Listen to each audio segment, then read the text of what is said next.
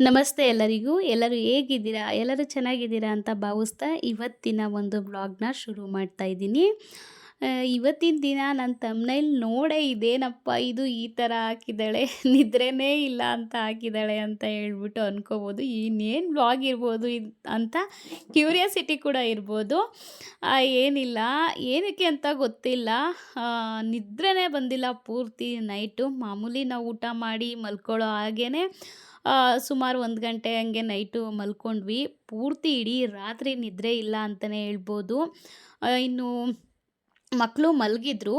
So ಏನಕ್ಕೆ ಅಂತ ಗೊತ್ತಿಲ್ಲ. ನಾನು ಒಂದು 4 ಗಂಟೆ ತನಕ ಹಂಗೆ ಹಿಂಗೆ ಎಲ್ಲ ಒದ್ದಾಡದೆ ಬರುತ್ತೆ ಅಂತ ಹೇಳ್ಬಿಟ್ಟು ನಿದ್ರೆನೇ ಬರಲಿಲ್ಲ. ಒಂದು 4:30 ತನಕ ನೋಡಿದೆ. ಆಮೇಲೆ ನಾನು ಎದ್ದು ಬರ್ತಾ ಇದ್ದೆ. ಅಷ್ಟೊತ್ತಿಗೆ ಮಕ್ಕಳು ಕೂಡ ಒದ್ದಾಡ್ತಿದ್ರು. ಏನೋ ನಿದ್ರೆಗಣ್ಣಲ್ಲಿ ಒದ್ದಾಡ್ತಿದ್ದಾರೆ. ಬಟ್ ಗೊತ್ತಿಲ್ಲ, ನಾನು ಮಲಗಿಲ್ಲ ನೈಟೆಲ್ಲ.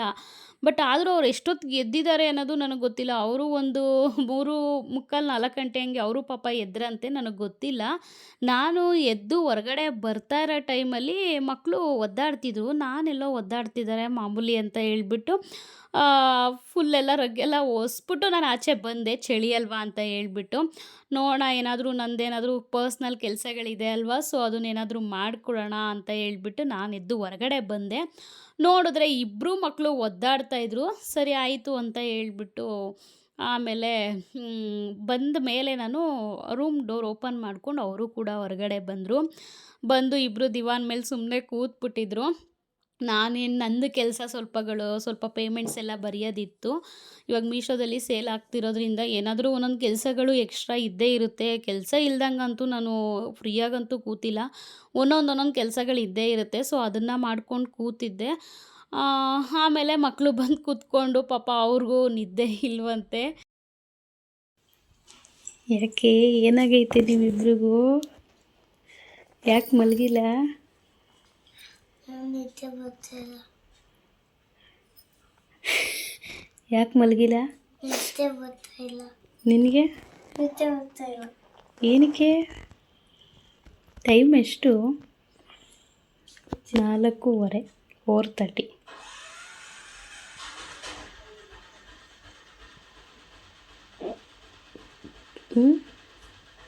ಮಲ್ಕೋಬೇಕು ತಾನೇ? ಏನಕ್ಕೆ ಎದ್ದಿದ್ದೀರಾ? ನನಗೇನೋ ಹುಷಾರಿಲ್ಲ, ನಿದ್ದೆ ಬಂದಿಲ್ಲ. ನಿಮಗೇನಾಗೈತೆ? ನಿದ್ದೆ ಬರ್ತಾ ಇಲ್ಲ.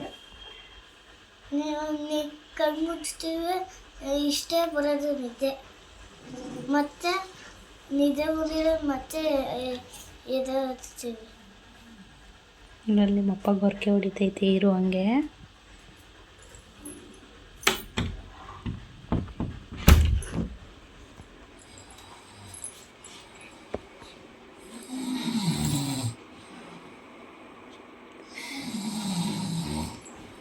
ಅಪ್ಪ ನೋಡು ಗೊರಕೆ ಹೊಡಿತಾ ಇದೆ.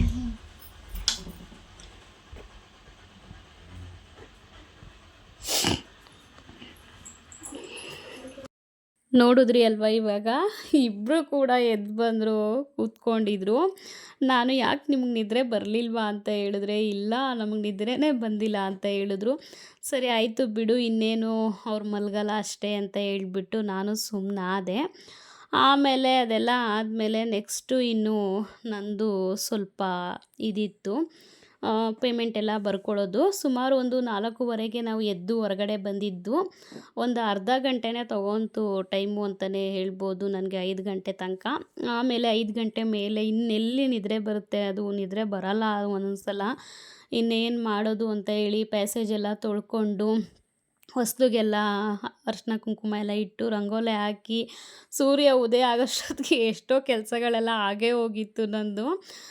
ಎಲ್ಲ ಕ್ಲೀನ್ ಮಾಡಿಕೊಂಡು ಇನ್ನು ಮನೆಯೆಲ್ಲ ಗುಡಿಸಿ ಒರೆಸಿ ಸ್ನಾನ ಮಾಡ್ಕೊಂಬಂದು ದೇವ್ರಿಗೆಲ್ಲ ರೆಡಿ ಮಾಡೋಣ ಅಂತ ಹೇಳ್ಬಿಟ್ಟು ನಿಧಾನಕ್ಕೆ ಎಲ್ಲ ಒಂದೊಂದೇ ಮಾಡ್ಕೋತಾ ಇದ್ದೆ. ಇನ್ನು ನಿದ್ರೆ ಅಂತೂ ಬರಲ್ಲ. ಒಂದೊಂದು ಸಲ ಎಲ್ಲರಿಗೂ ಅದೇ ರೀತಿ ಆಗುತ್ತೇನೋ ಗೊತ್ತಿಲ್ಲ. ನನ್ನ ಜೀವನಕ್ಕೆ ಹೋಲಿಸ್ಕೊಂಡ್ರೆ ಏನಾದರೂ ಒಂದು ಟೆನ್ಷನ್ಗಳೇನಾದರೂ ತಲೆಯಲ್ಲಿಟ್ಕೊಂಡು ಏನಾದರೂ ಒಂದು ಯೋಚನೆ ಮಾಡಿಕೊಂಡು ಯಾವುದಾದ್ರೂ ಒಂದು ಬಗ್ಗೆ ಪರ್ಪಸ್ಸಾಗಿ ಅದನ್ನೇ ಥಿಂಕ್ ಮಾಡಿಕೊಂಡು ಆ ರೀತಿಯಾಗಿ ಇದ್ದರೆ ಒಂದೊಂದು ದಿನ ಆಲ್ಮೋಸ್ಟ್ ಸುಮಾರು ನಿದ್ರೆನೇ ಬರೋದಿಲ್ಲ. ಏನಾದರೂ ಯೋಚನೆ, ಟೆನ್ಷನ್ನು, ಬೇಜಾರು, ನೋವು ಈ ಥರ ಏನಾದರೂ ಇತ್ತು ಅಂದರೆ ನಿದ್ರೆ ಬರಲ್ಲ ಅಂತಲೇ ಹೇಳ್ಬೋದು. ಬಟ್ ಏನೂ ಇಲ್ಲ, ಆರಾಮಾಗೇ ಇದ್ದೀನಿ, ಏನೂ ತೊಂದರೆ ಇಲ್ಲ. ಇನ್ನು ಪರ್ಸ್ನಲಾಗಿ ಏನು ನಮಗೂ ಯಾವುದೇ ರೀತಿ ಜಗಳಗಳಾಗಿರ್ಬೋದು, ಇನ್ನು ಫ್ಯಾಮಿಲಿದೇನಾದರೂ ಪ್ರಾಬ್ಲಮ್ಸ್ ಇರ್ಬೋದು, ಯಾವುದೂ ಕೂಡ ಇಲ್ಲ.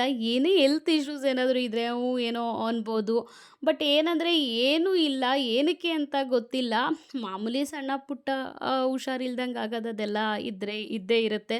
ಸೊ ಇವಾಗೆಲ್ಲ ನಾನು ಹುಷಾರು ತಪ್ಪಿ ಎದ್ದಿದ್ದರಿಂದ ಸ್ವಲ್ಪ ಇರುತ್ತೆ. ಅದು ಬಿಟ್ಟರೆ ಇನ್ನೇನು ಇಲ್ಲ ಪ್ರಾಬ್ಲಮ್ಸು. ಏನಕ್ಕೆ ಅನ್ನೋದೇ ಗೊತ್ತಿಲ್ಲ ನನಗೆ.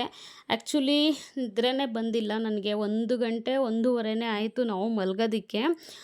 ನಮ್ಮ ಮನೆಯವರು ಬರೋದು ಮಾಮೂಲಿ, ನಾನು ಅಲ್ಲೇ ಆಗಲೇ ಎಲ್ಲರಿಗೂ ಹೇಳ್ಕೊಂಡಿದ್ದೀನಿ, 11:30 ಆಗೇ ಆಗುತ್ತೆ. ಇನ್ನು ಅವ್ರು ಬಂದಮೇಲೆ ಫ್ರೆಶ್ ಅಪ್ ಆಗಿ ನಾವಿಬ್ಬರು ಊಟ ಮಾಡಿ, ನನಗೆ ಮದುವೆ ಆಗಿ 10 ವರ್ಷ ಕಂಪ್ಲೀಟ್ ಆಗಿದೆ. 10 ವರ್ಷದಿಂದ ಕೂಡ ನಾನು ನಮ್ಮ ಯಜಮಾನ್ರನ್ನ ಕಾದು ಕಾದು ರೂಢಿಯಾಗಿ ಅವ್ರು ಹೇಳ್ತಾರೆ, "ನೀನು ಊಟ ಮಾಡಿ ಮಲ್ಕೊಳ್ಳಮ್ಮ, ನೀನು ಆರಾಮಾಗಿ ಊಟ ಮಾಡಿ ಮಲ್ಕೊ" ಅಂತ ಎಷ್ಟೋ ಹೇಳ್ತಾರೆ.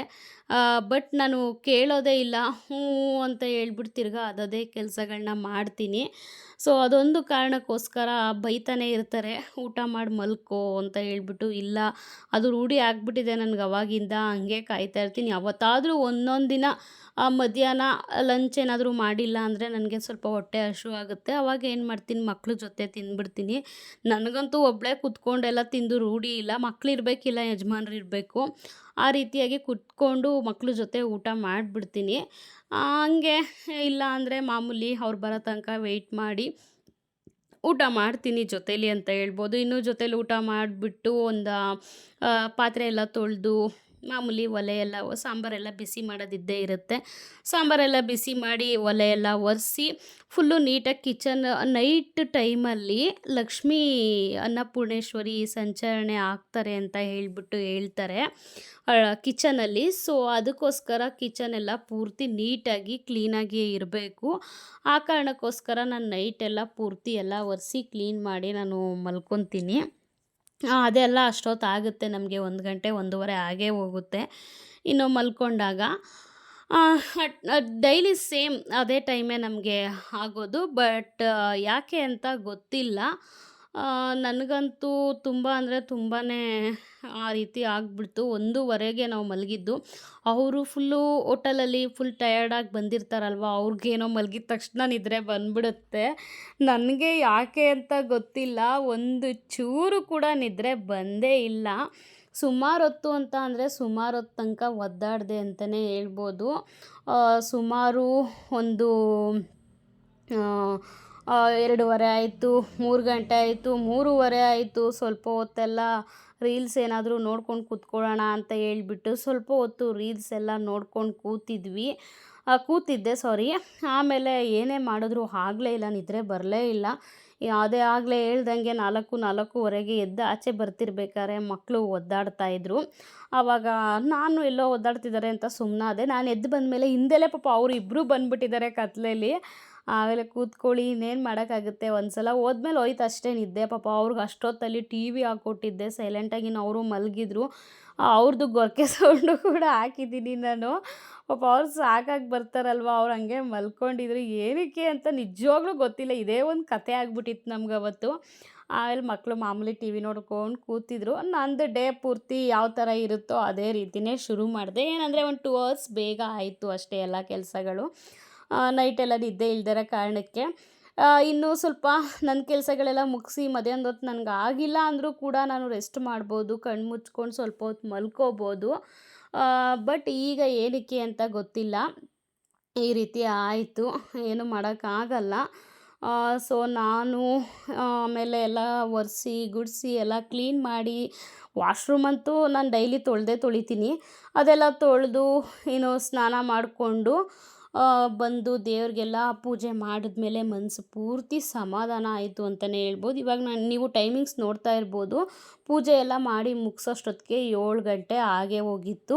ಆಮೇಲೆ ಪೂಜೆ ಎಲ್ಲ ಮುಗಿಸಿ, ಇನ್ನೂ ಗೊತ್ತಲ್ಲ ಏನಾದರೂ ಅಡುಗೆಗೆ ನಾಷ್ಟಕ್ಕೆ ಏನಾದರೂ ಪ್ರಿಪೇರ್ ಮಾಡಲೇಬೇಕಾಗುತ್ತೆ. ಸೊ ನಾನು ಇದು ಉಪ್ಪು ಸಾಂಬಾರಿತ್ತು ನೈಟ್ದೇನೆ. ಸೊ ಸ್ವಲ್ಪ ಅದೇ ಸಾಂಬಾರನ್ನೇ ಬಿಸಿ ಮಾಡಿದೆ. ಇನ್ನು ಟಿಫನ್ಗೆ ಏನು ಮಾಡೋಣ ಅಂತ ಯೋಚನೆ ಮಾಡ್ತಿರ್ಬೇಕಿದ್ರೆ ನನಗೆ ವಾಂಗಿಬಾತು ನೆನಪಾಯಿತು. ಸುಮಾರು ದಿನಗಳೇ ಆಯಿತು. ವಾಂಗಿಬಾತ್ ಗೊಜ್ಜನ್ನ ನಾನು ಮಾಡಿಬಿಟ್ಟು ಆ್ಯಕ್ಚುಲಿ ರೈಸ್ ಮಾಡಿ ಕಲಿಸ್ಕೊಡ್ತಿದ್ದೆ. ಇನ್ನು ನೋಡ್ತಾ ಇರ್ಬೋದು ಇಷ್ಟೊಂದು ಆರ್ಡರ್ಸ್ ಎಲ್ಲ ಬಂದಿತ್ತು. ಎಲ್ಲ ಪ್ಯಾಕ್ ಮಾಡೋದು ಕೂಡ ಇತ್ತು. ಅದನ್ನೆಲ್ಲ ಆಮೇಲೆ ನಿಧಾನಕ್ಕೆ ಮಾಡ್ಕೊಳ್ಳೋಣ ಅಂತ ಹೇಳಿಬಿಟ್ಟು ಆಮೇಲೆ ನೆಕ್ಸ್ಟು ನೋಡ್ತಾ ಇರ್ಬೋದು ಇವಾಗ ಉಪ್ಪು ಸಾಂಬಾರಿತ್ತು ಬಿಸಿ ಮಾಡಿ ಎತ್ತಿಟ್ಬಿಟ್ಟು ಆಮೇಲೆ ವಾಂಗಿಬಾತು ಗೊಜ್ಜು ಆಗಲೇ ಹೇಳ್ದಂಗೆ ನಾನು ಗೊಜ್ಜು ಮಾಡಿಬಿಟ್ಟು ರೈಸ್ ಮಾಡಿ ಕಲಸಿ ಕೊಡ್ತಿದ್ದೆ ಮಕ್ಕಳಿಗೆ. ಬಟ್ ಈ ಸಲ ಸ್ವಲ್ಪ ಡಿಫ್ರೆಂಟಾಗಿ ಏನಾದರೂ ಮಾಡೋಣ ಅಂತ ಹೇಳ್ಬಿಟ್ಟು ದಮ್ ವಾಂಗಿಬಾತ್ ಮಾಡೋಣ ಅಂಥೇಳಿ ನೈಟೇ ನಾನು ಬಟಾಣಿ ಎಲ್ಲ ನೆನೆ ಹಾಕಿದ್ದೆ. ಸೊ ಬದನೇಕಾಯಿ ಇತ್ತು. ಸೊ ನೋಡೋಣ ಅಂತ ಹೇಳ್ಬಿಟ್ಟು ಮಾಡಿದೆ. ಎಷ್ಟು ಚೆನ್ನಾಗಿತ್ತು ಅಂತ ಹೇಳಿದರೆ ನಿಜವಾಗ್ಲೂ ಟೇಸ್ಟ್ ಮಾತ್ರ ಫಸ್ಟ್ ಟೈಮ್ ಮಾಡಿದ್ದು ನಾನು ಆ್ಯಕ್ಚುಲಿ ದಮ್ ವಾಂಗಿಬಾತು. ಚೆನ್ನಾಗಿ ಬರಲ್ಲ, ಸ್ವಲ್ಪ ಎಲ್ಲ ವೈಟ್ಗೆ ಇರುತ್ತೆ, ಟೇಸ್ಟು ಕೂಡ ಚೆನ್ನಾಗಿರಲ್ಲ. ಈಗ ಗೊಜ್ಜಾದರೆ ನಾವು ಎಷ್ಟು ಬೇಕಾದರೂ ಹಾಕೊಂಡು ಕಲಿಸ್ಕೋಬೋದು ಅನ್ನೋದೊಂದು ಲೆಕ್ಕಾಚಾರಕ್ಕೆ ನಾನು ಗೊಜ್ಜು ಥರ ಮಾಡ್ತಿದ್ದೆ, ಯಾವಾಗಲೂ ರೈಸ್ ಮಾಡ್ಕೋತಿದ್ದೆ. ಬಟ್ ಈಗ ಮಾತ್ರ ನಿಜವಾಗ್ಲೂ ದಮ್ಮಲ್ಲಿ ಮಾಡೋಣ ಅಂತ ಹೇಳಿ ಮಾಡಿದೆ. ಟೇಸ್ಟ್ ಮಾತ್ರ ಆಸಮಾಗಿತ್ತು ಅಂತಲೇ ಹೇಳ್ಬೋದು. ಯಾವುದೇ ಮಸಾಲೆಗಳೇನು ರುಬ್ಬೋ ಹಾಗೆ ಇಲ್ಲ, ಏನಿಲ್ಲ, ಬೇಗ ಕ್ವಿಕ್ಕಾಗಿ ಆಗುತ್ತೆ. ನಿಜವಾಗ್ಲೂ ತುಂಬಾ ಚೆನ್ನಾಗಿರುತ್ತೆ. ಮತ್ತು ಇನ್ನೊಂದೇನೆಂದರೆ ಗೊಜ್ಜು ಮಾಡೋದಕ್ಕಿಂತ ಇದೇ ಈಸಿ, ಬೇಗ ಆಗುತ್ತೆ ಕೆಲಸ ಅಂತಲೇ ಹೇಳ್ಬೋದು. ಆಯಿತು ವಾಂಗಿಬಾತ್ ಎಲ್ಲ ಮಾಡಿ ಟಿಫನ್ ಎಲ್ಲ ಮಾಡಿ ಮಕ್ಳಿಗೆಲ್ಲ ತಿನ್ನಿಸಿ ಎಲ್ಲ ವಾಪಸ್ ಕಳಿಸ್ದೆ. 9 ಗಂಟೆ ಅಷ್ಟೊತ್ತಿಗೆ ನನ್ನ ಕೆಲಸ ಮುಗಿದೇ ಹೋಗಿತ್ತು. ಆಮೇಲೆ ನೆಕ್ಸ್ಟು ಇನ್ನು ಡೈಲಿ ಅಷ್ಟೇ ಪ್ರತಿದಿನ ನಮ್ಮ ಯಜಮಾನ್ರೇ ಲೇಬಲ್ಸ್ ಎಲ್ಲ ಡೌನ್ಲೋಡ್ ಮಾಡಿ ರೆಡಿ ಮಾಡಿ ಇಟ್ಟಿರ್ತೀನಿ. ಲೇಬಲ್ ಎಲ್ಲ ಪ್ರಿಂಟೌಟ್ ಎಲ್ಲ ತೆಗೆಸ್ಕೊಂಡು ಬಂದು ಕೊಟ್ಟು ಹೋಗ್ತಾರೆ ನಮ್ಮ ಯಜಮಾನ್ರು ಡ್ಯೂಟಿಗೆ. ಆಮೇಲೆ ನಾನು ನೆಕ್ಸ್ಟು ಇನ್ನೇನೇನಿದೆಯೋ ಪ್ಯಾಕಿಂಗ್ ಎಲ್ಲ ಮಾಡೋದೆಲ್ಲ ಕೆಲಸಗಳೆಲ್ಲ ಇರುತ್ತಲ್ವ. ಸೊ ಎಲ್ಲ ಪ್ಯಾಕಿಂಗ್ ಮಾಡಿ ಎಲ್ಲ ರೆಡಿ ಮಾಡಿ ಇಡ್ತಾಯಿದ್ದೆ. ತುಂಬಾ ಅಂದರೆ ತುಂಬಾ ಒಂದೊಂದು ಸಲ ಇದಾಗ್ಬಿಡುತ್ತೆ. ಏನಾದರೂ ನಿದ್ರೆ ಇಲ್ಲ ಅಂತ ಹೇಳಿದ್ರೆ ಕಣ್ಣುಗಳು ಏನಕ್ಕೆ ಅಂತ ಅಂದರೆ ಅಷ್ಟು ಉರಿ ಸ್ಟಾರ್ಟ್ ಆಗಿಬಿಡುತ್ತೆ ಕಣ್ಣಿಗೆ. ಸೊ ಇನ್ನೇನು ಮಾಡೋದಕ್ಕಾಗಲ್ಲ. ನಿದ್ರೆ ಬಂದಿಲ್ಲ ಅಂದರೆ ನಾವು ಇನ್ನೇನು ಮಾಡೋದಕ್ಕಾಗುತ್ತೆ. ಸೊ ಪರವಾಗಿಲ್ಲ ಅಂತ ಹೇಳ್ಬಿಟ್ಟು ಮಧ್ಯಾಹ್ನದ ಹೊತ್ತಾದರೂ ಸ್ವಲ್ಪ ಹೊತ್ತು ಮಲ್ಕೋಬೋದು. ಇನ್ನು ಕೆಲಸಕ್ಕೆ ಹೊರಗಡೆ ಹೋಗೋರಾದರೆ ಕಷ್ಟನೇ ಆಗುತ್ತೆ.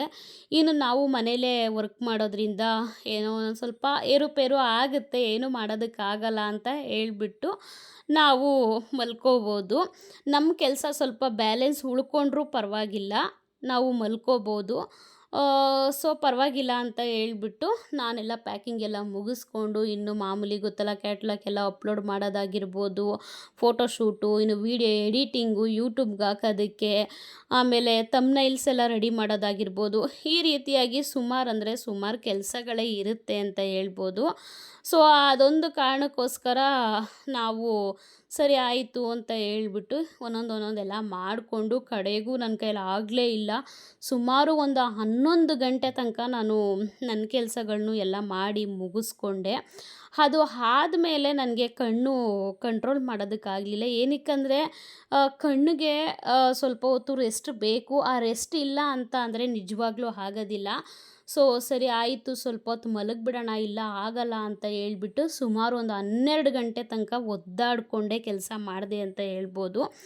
ಆಮೇಲೆ 12 ಗಂಟೆ ಮೇಲೆ ತಡ್ಕೊಳ್ಳೋದಕ್ಕಾಗಲೇ ಇಲ್ಲ.